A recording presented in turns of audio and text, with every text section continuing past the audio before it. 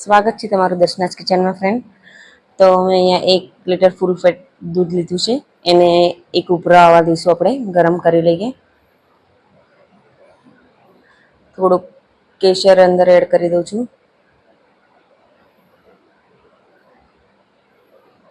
અને દૂધને સારી રીતે ઉકાળવા દઈશું આપણે. એમાં મેં 1 ચમચી જેટલો જ મિલ્ક પાવડર આ લીધો છે અને થોડુંક દૂધ નાખીને અંદર એડ કરી દઉં છું. સાબુદાણા મેં 4 કલાક પહેલા પલાળેલા હતા, એ અંદર એડ કરી દઈએ. અને આ ડ્રાયફ્રૂટ પાવડર છે બધું મિક્સ, એ અંદર નાખું છું હું 2 ચમચી જેટલો.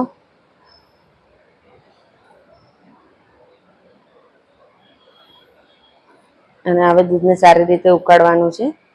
આ મેં 5 થી 6 ચમચી જેટલી ખાંડ નાખી છે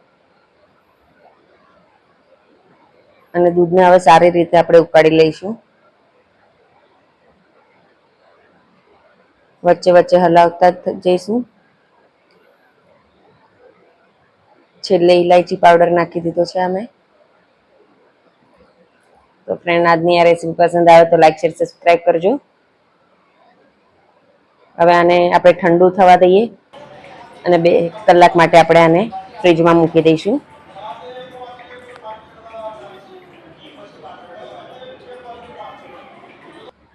બે કલાક થઈ ગયા છે, મેં કાઢી લીધું છે આવી રીતે.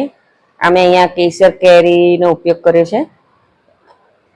અંદર થોડુંક ગ્રાઇન્ડર ફેરવીને મેં અંદર મિક્સ કરી દીધું છે. તૈયાર થઈ ગઈ છે. ઉપરથી થોડીક સમારેલી કેરી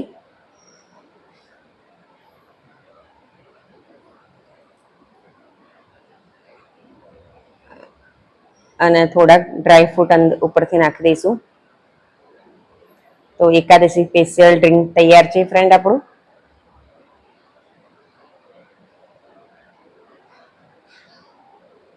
બાય બાય.